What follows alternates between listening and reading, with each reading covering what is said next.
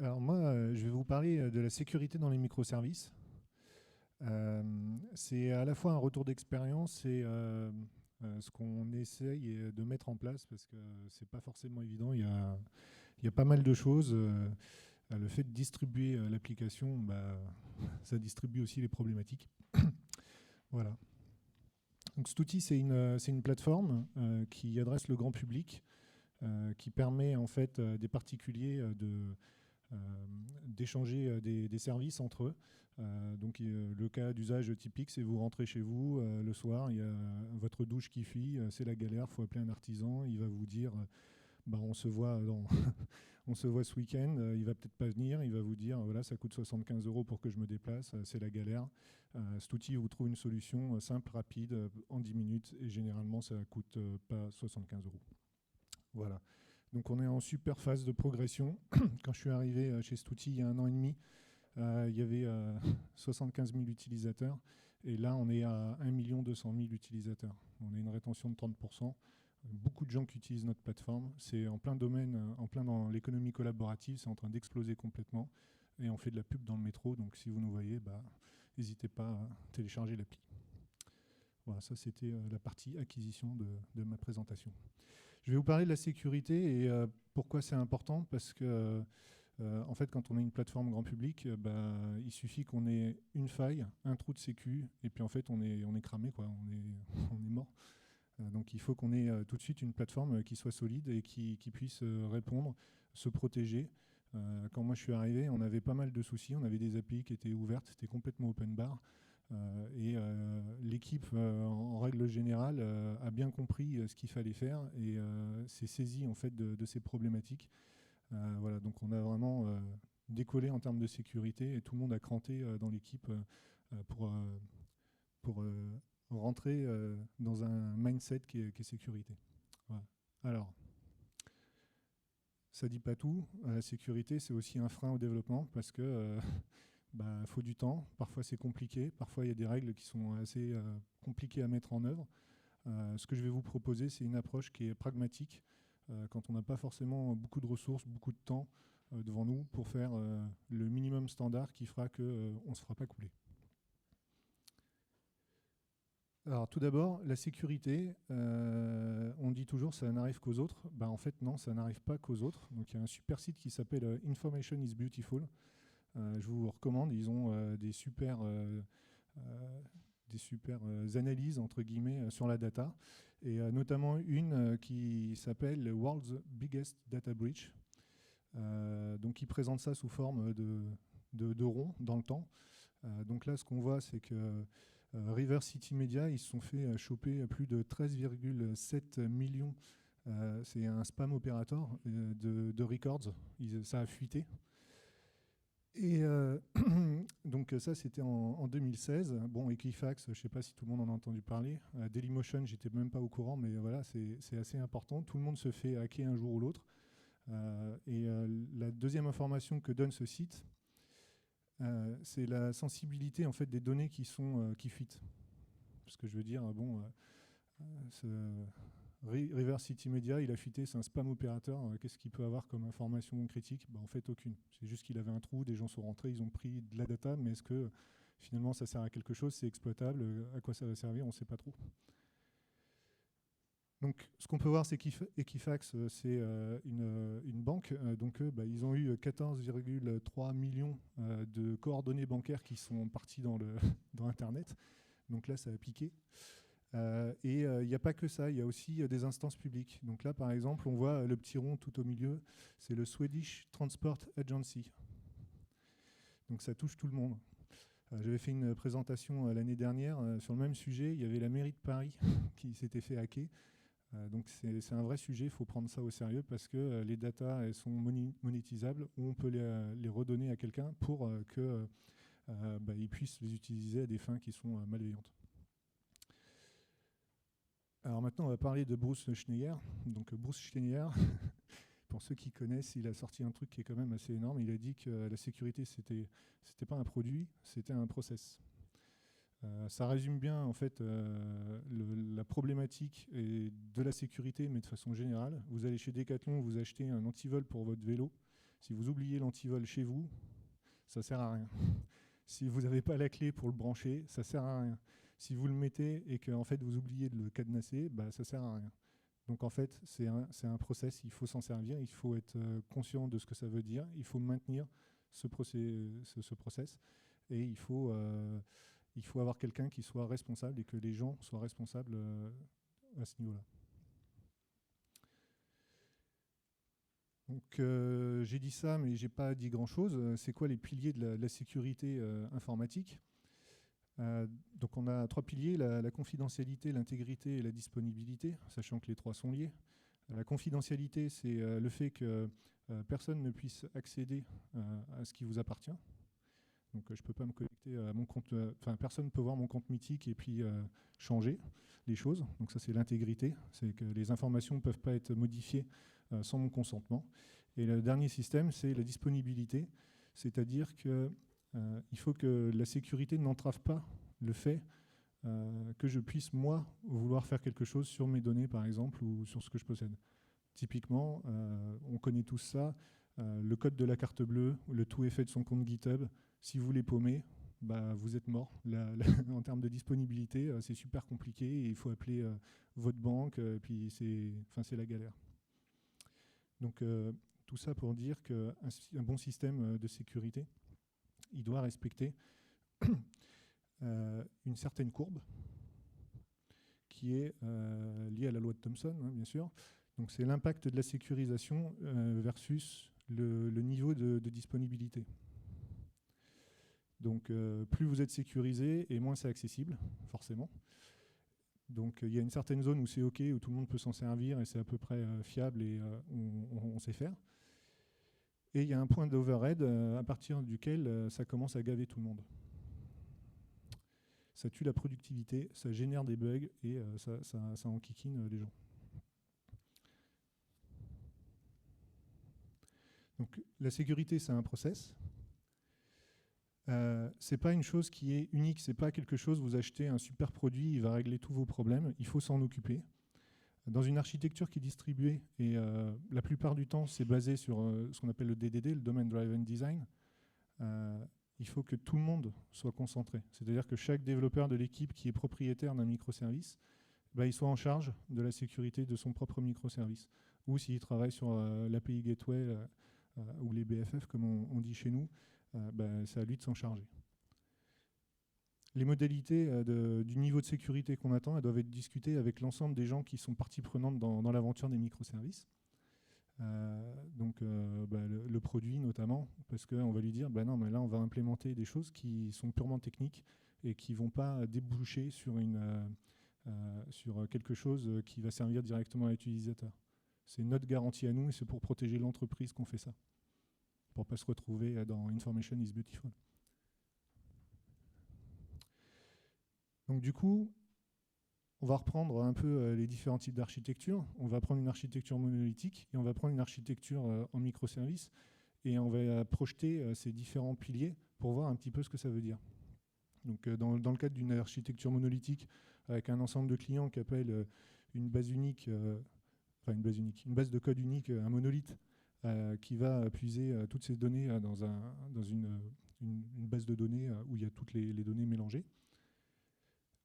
Eh ben voilà, c'est-à-dire que tous les piliers, le monolithe fait tout. Il gère les confidentialités, l'intégrité, l'accessibilité. Dans le cadre d'une architecture qui est distribuée, donc déjà le premier point, c'est qu'on peut avoir plusieurs passerelles entre les différents sujets. On peut très bien tirer un câble, on parlait de back-office tout à l'heure, mais on peut très bien avoir une API partenaire qui va justement directement, sous certaines modalités, accéder directement à ces microservices, à cet écosystème de microservices. On peut voir aussi que les données de l'utilisateur peuvent être éclatées. Comme on a une approche qui est orientée domaine, on va avoir par exemple le profil qui va être stocké à un endroit, alors que ses coordonnées bancaires vont être dans un autre endroit. Donc là, en termes de rôle et de responsabilité, ça se sépare.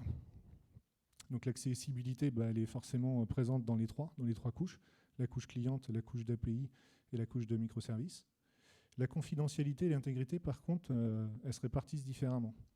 Comme les microservices, c'est lui qui est propriétaire de sa donnée, notre collègue de Mythic en a parlé tout à l'heure, eh bien c'est à lui de s'assurer que l'intégrité soit préservée au maximum. Par contre, l'API et les clients, qui eux gèrent les appels et le contexte de l'utilisateur dans la session, c'est à eux de gérer la confidentialité et le fait que quand une demande passe, elle arrive bien au microservice. Alors ça, c'est le principal takeaway. C'est pas parce qu'on fait des microservices que ça nous permet de créer des brèches de sécurité.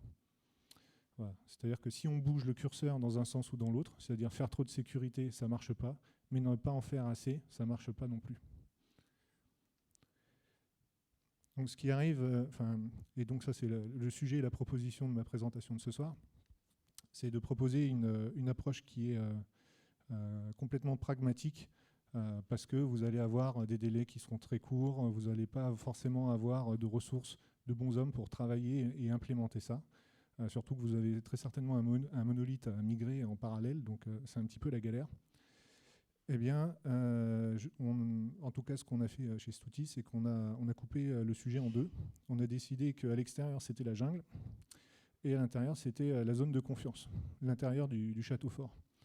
Donc ce qui se passe à l'intérieur du château fort, c'est sécurisé, tout le monde a le droit de se balader. On sait très bien que on est dans des réseaux qui sont fermés, qui sont protégés de l'extérieur. Tout ce qui se passe à l'extérieur, par contre, on ne maîtrise pas. C'est super facile de sniffer des réseaux. Hein. Il y a des applis pour ça.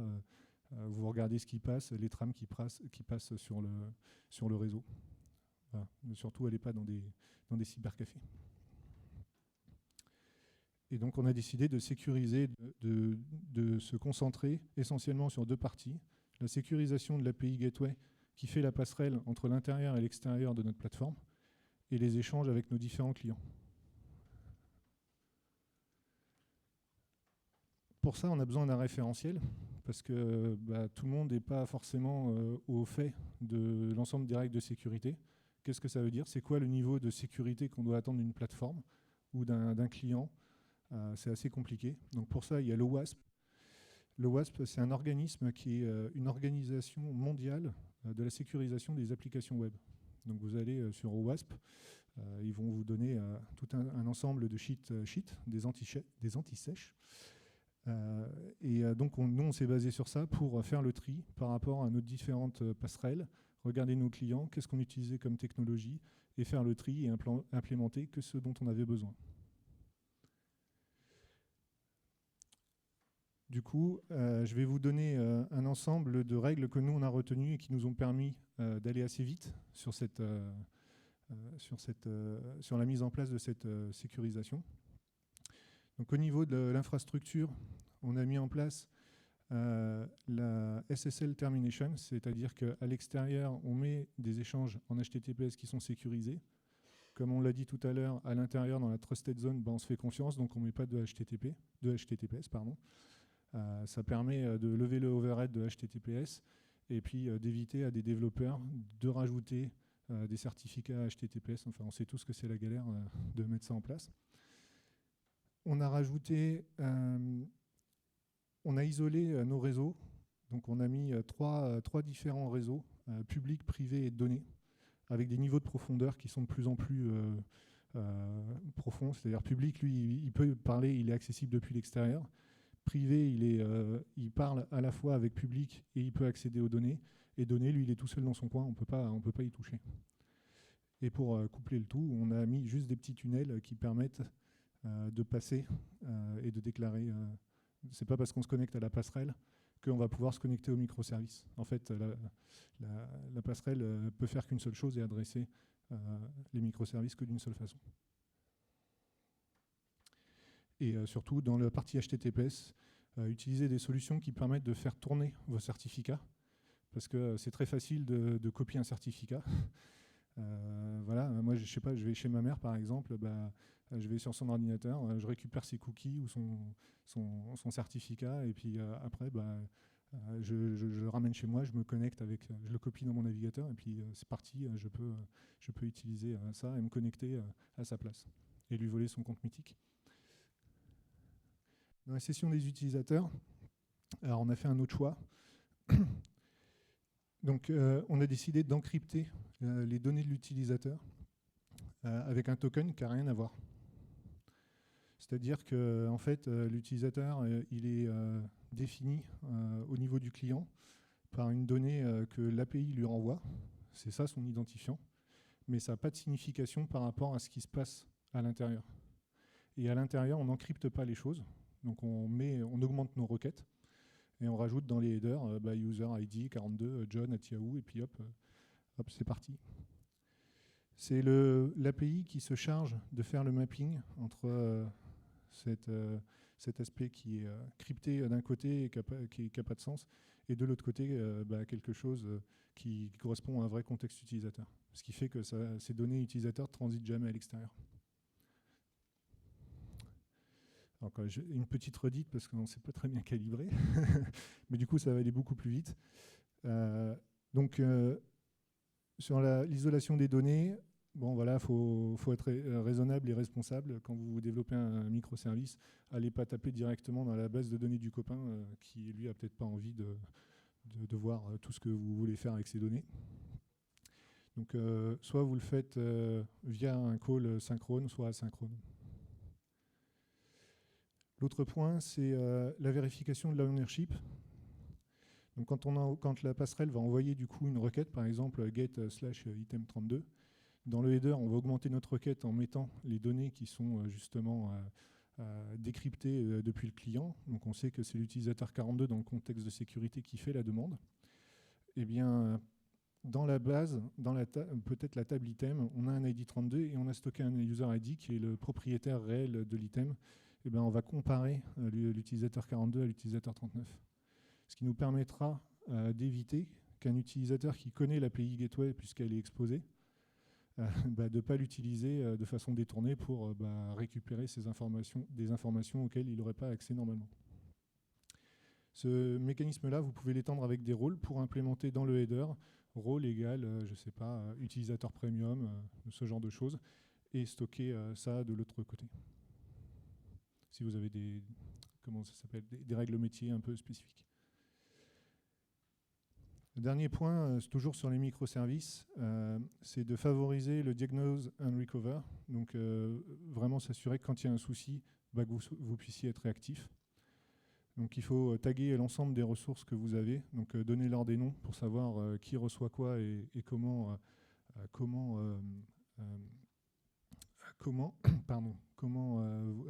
elle interagit avec le reste de l'architecture. Il faut tout loguer, donc ça on en a déjà parlé, et utiliser un exception manager. Alors, on a déjà parlé du log manager, donc je ne vais pas m'étendre dessus. Par contre, sur l'exception manager, ça c'est important, parce que c'est un système qui est différent des logs, qui va être utilisé et qui est à destination directement des développeurs, qui pourront capter justement des informations, des exceptions, avec un contexte technique qui peut contenir des données d'utilisateurs, etc. Donc on sépare le cas d'usage du log de l'exception. Et le correlation ID, donc voilà, ça on en a parlé aussi, je pourrais passer David. Voilà. Nous on utilise UID, ça fait le job parfaitement. Donc c'est pour traquer et vous permettre de donner, de savoir exactement quelle requête cause quoi. Au niveau de la plateforme, alors ça c'est un autre truc qui est assez intéressant, c'est on met en place des patterns qui nous permettent de comprendre comment est-ce qu'elle est consommée notre plateforme. Donc dans un niveau assez brut, vous allez recevoir un ensemble de trafic, vous allez avoir un ensemble de logs, mais vraiment beaucoup de logs. Et après, faut commencer à faire le tri là-dedans et retirer tous les trucs où vous vous dites ça c'est normal, ça c'est pas normal. Donc il y a la moitié du trafic d'Internet, c'est des robots, des crawlers, des spiders qui génèrent ça. Donc il faut retirer ce trafic-là. Donc robot.txt va vous aider. Donc ça c'est pas mal. Ensuite, si vous retirez ça, il faut retirer aussi votre trafic normal. Vous vous dites, par exemple, un utilisateur, en tout cas chez cet outil, il va peut-être faire une vingtaine une vingtaine de hits. C'est un pattern d'utilisation, un comportement normal d'un utilisateur dans notre plateforme. Et après, il faut compter. Il faut compter en volume combien de requêtes les gens vont générer sur votre plateforme. C'est une approche qui est purement statistique. Alors, super. Merci. Donc, alors ça, c'est complètement... Enfin, je veux dire, chacun devrait avoir sa propre grille. C'est même pas notre grille, hein, c'était juste pour illustrer. Mais l'idée, c'est qu'on définisse... on surveille 3 métriques, le nombre de requêtes, la fenêtre sur laquelle on regarde, et ce que ça veut dire en termes de requêtes par minute. Donc on a défini trois types de comportements. Il y a un pic, quelqu'un qui a une utilisation vraiment très intensive dans un temps qui est très court. Alors bon, on peut se dire, voilà, un mec qui est sur le site web et puis qui ouvre par exemple 50 fois le site parce qu'il y a un listing et il clique sur tous les liens. Bah, c'est possible qu'il génère beaucoup d'activités comme ça. Voilà. Sur une API mobile, bah, c'est un peu plus compliqué de générer beaucoup de requêtes. S'il fait 250 requêtes par minute, là on se dit, oula, il y a un problème, qu'est-ce qu'il est en train de faire? Et en fait, c'est quelqu'un qui potentiellement est en train de... c'est le début d'un DDoS ou il est en train de faire quelque chose qui est pas bon. Intensive, c'est exactement la même chose. Donc sur 2000 sur une fenêtre de 4 heures glissante, quelqu'un qui utilise de façon assez intensive, il est en train de chatter beaucoup par exemple avec un autre utilisateur de la plateforme, ça va générer beaucoup de hits, mais il ne va pas faire ça pendant 4 heures. Enfin, ou sinon le mec il est motivé. Et enfin le dernier, c'est des gens qui font beaucoup de requêtes, qui font en volume beaucoup de requêtes, mais qui en font très peu dans le temps. Donc par exemple pendant 3 jours, il va faire 2 requêtes par minute. Sauf qu'à 4 heures du matin, il n'y a personne sur la plateforme. Donc c'est suspect. Et donc on a topé des mecs comme ça, des mecs du Minnesota ils étaient en train de nous scanner l'ensemble de notre base de profil. Voilà, donc les risques que vous pouvez avoir, c'est les attaques DDoS. Donc l'objectif, c'est de faire tomber votre plateforme. Je t'envoie 50 000 requêtes et puis j'essaye de voir si j'arrive à faire tomber ta plateforme. Des attaques à travers des outils comme DAST. Donc le DAST, c'est Dynamic Application Security Testing. C'est des outils professionnels qui testent automatiquement la sécurité de votre plateforme. Donc vous achetez ça, ça coûte une blinde. Vous dites j'essaye d'attaquer stoutil.com et il va tester toutes les failles de sécu qu'il a en base de données. Donc typiquement, on se fait scanner assez régulièrement. Ils essayent de trouver des portes dérobées. Par exemple, on a des routes qui correspondent à du WordPress alors qu'on n'a pas du tout de WordPress. Donc ça arrive chez nous et on le constate. Du brute force login. Donc là, pareil, c'est quelqu'un qui a récupéré un login, par exemple, et il va, dans un laps de temps très très court, faire 150 fois le formulaire de login parce qu'il a scripté, il essaye tous les mots de passe connus, test, Toto 1, 2, 3, 4, tout ça. Il essaye tout en se disant il n'y a pas de sécu, et puis j'arriverai très certainement à me connecter grâce à un mot de passe, et puis après, je suis connecté dans l'appli, donc je peux faire ce que je veux. Et enfin, le dernier point, c'est l'énumération des URL. Si vous avez des URL type /user1, /user2, /user3, en fait, il suffit de faire un script, de l'automatiser, et puis du coup, vous aspirez la base de données des bonshommes comme ça. Juste une incidente, comme on dit, sur le mobile, ça sort un petit peu du cadre. Mais c'est super important de maîtriser toutes les interfaces sur le mobile quand vous avez une application, savoir sur quoi vous vous basez, sur quel framework vous vous basez et comment c'est utilisé. Et surtout, qu'est-ce que vous exposez. Si vous implémentez un hook Android qui permet de faire du partage, par exemple, c'est super important de savoir que comme il y a une connexion Facebook ou quelque chose comme ça, LinkedIn, ça serait potentiellement utilisé pour récupérer la session LinkedIn ou Facebook. Et comme tout le monde se connecte avec un connect Facebook, c'est un peu la galère. Si vous désinstallez l'application, c'est politique de la terre brûlée, laissez rien. Et un dernier point, c'est le certificate pinning. Donc ça, c'est le vol de certificats. Alors ça nous parle moins, mais c'est important quand même. C'est lorsque vous avez vos mobiles qui se basent, vos applications qui se basent sur un certificat client type X509 par exemple, certificat SSL, pour se connecter à un serveur SSL aussi, et qui font la réconciliation. En fait, les couches mobiles, ils ne vérifient pas si c'est un certificat qui est auto-signé. Donc du coup, c'est très facile de faire une attaque de type man in the middle. Vous mettez un serveur, vous hackez, vous envoyez des faux liens par exemple qui déclenchent l'appli avec l'URL de votre serveur, et puis vous pouvez récupérer toutes les informations qui vont bien. Voilà. Donc, ce qui est important, c'est que la sécurité, c'est un process. Ça veut dire qu'il faut que quelqu'un s'en occupe dans l'entreprise. Si vous êtes une grosse structure, vous avez un RSSI, et tant mieux pour vous, puisqu'il se chargera de faire tout ça. Comme c'est une approche qui est distribuée, il vaut mieux que toute l'équipe technique soit au courant de ça et respecte un ensemble de standards sur la sécurité. Si vous mettez trop de sécurité, ça va vous générer tout un tas de problèmes à terme, à savoir ça va ennuyer les développeurs, ça va ennuyer les clients, vos utilisateurs, etc. Ça va générer des bugs. Et il faut appliquer de la sécurité quand c'est nécessaire. Donc à l'intérieur, vous en faites moins, et à l'extérieur, vaut mieux avoir le niveau de sécurité maximum. Merci.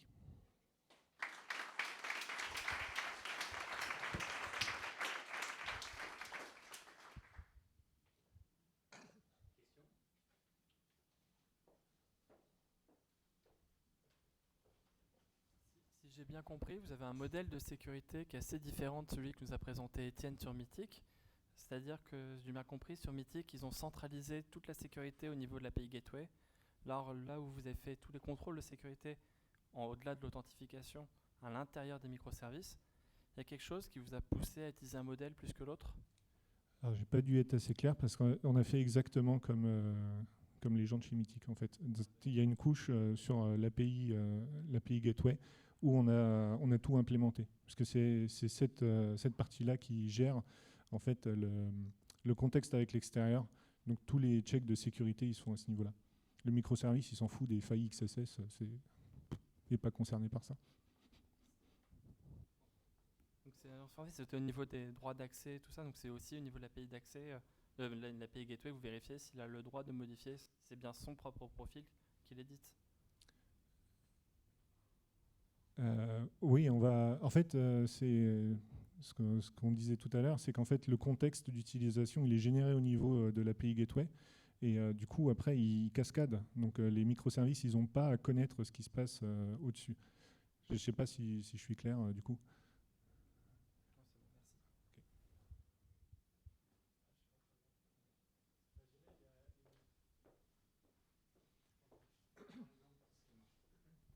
Prendre un exemple tout simple où vous avez une équipe qui fait un microservice de test avec une base de données et je sais pas, un code qui n'est pas sécurisé du tout. Et il y a une requête SQL, une SQL injection, enfin je sais pas, admettons, qui permet ensuite d'avoir accès au terminal, enfin au shell du microservice. Vu que celui-ci n'est pas sécurisé, après ça peut servir de porte d'entrée avec un reverse shell pour pouvoir scanner le réseau interne. Donc là-dessus, on pourrait avoir une faille de sécu. Enfin, si derrière, il n'y a pas de contrôle. Enfin, si à l'intérieur, il n'y a pas de contrôle. Oui. Après, ouais, je suis d'accord. Sauf que on parlait des failles XSS, ça, on le fait en amont. C'est en fait quand ça arrive au niveau de l'API Gateway, on vérifie l'ensemble des... Parce qu'on n'a qu'une seule API Gateway qui permet de filtrer l'ensemble des failles. J'ai pas compris alors. Elle passe l'API Gateway, que c'est un utilisateur légitime. Il interroge le microservice. Après, le microservice, il est mal sécurisé et du coup, l'utilisateur peut accéder au serveur de ce microservice. Oui, c'est vrai. Lui-même a accès à Internet et du coup, l'utilisateur peut créer un tunnel SSH ou peu importe, et du coup accéder au réseau interne de... Oui, et du coup, c'est quoi la question? Ouais. C'est vrai, je suis d'accord. Ça peut toujours arriver. Ouais, alors après, on est déjà dans des attaques assez sophistiquées. Et, si on n'a pas de protection, en gros, ça arrive, ce genre de cas. Donc, Après, ouais.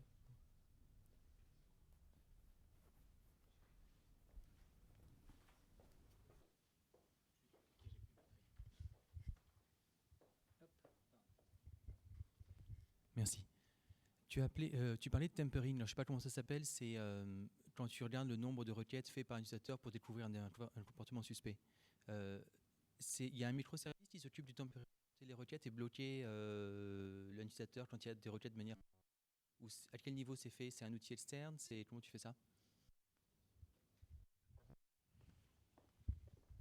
merci. Alors, nous, on utilise une plateforme pour faire ça, parce qu'en fait, quand on démarre, on n'a pas suffisamment de contenu pour avoir des précédents. Donc, on a pris un outil qui s'appelle Screen, que je vous recommande d'utiliser. Screen, c'est une plateforme où il y a déjà vraiment beaucoup de clients qui sont dedans. Donc, quand un mec se fait blacklister parce qu'il a un comportement anormal ailleurs, quand il arrive sur votre plateforme, en fait, il est déjà blacklisté. Donc, il n'a pas le temps, normalement, de causer du trouble. Donc, on utilise cette plateforme qui est un outil tiers. Et ça nous soulage aussi parce qu'on n'a pas envie... c'est compliqué, il faut avoir une personne à plein temps. Je parlais de RSSI tout à l'heure, ou même un développeur qui est spécialisé dans la sécurité. C'est du boulot et il faut le maintenir tout le temps. Voilà.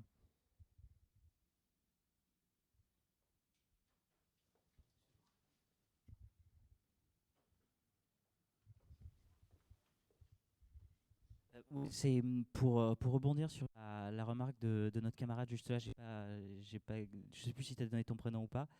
Nous, je sais ce qu'on a fait pour au niveau sur des microservices. Tes microservices sont sandboxés. Donc à partir du moment où tu as un shell, c'est super, tu as un shell dans un conteneur.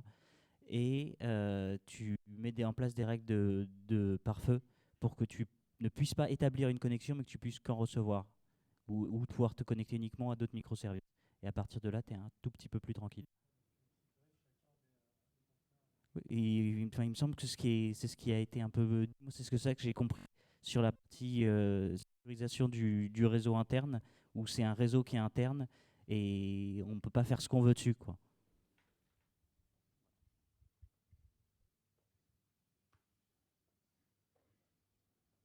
Est-ce qu'on a d'autres questions ou compléments? On a des questions Internet? Du coup, je m'y colle. On a quelqu'un qui te demande si tu peux confirmer que c'est le backend for frontend qui fait la translation entre l'UID et le user ID email. Oui, c'est ça, je confirme. Ok. Et on a Yanal Yves qui demande qui précise plutôt que pour éviter l'énumération d'URL, on peut exposer des UID au lieu des nombres entiers ou on va dire des clés techniques, genre clés primaires de base de données ou autres séquentielles et prédictibles. Oui, effectivement. Après, c'est du boulot à mettre en place, notamment sur les users. Parce que quand vous avez un existant et qu'il faut le gérer, c'est un peu le centre de toute votre plateforme.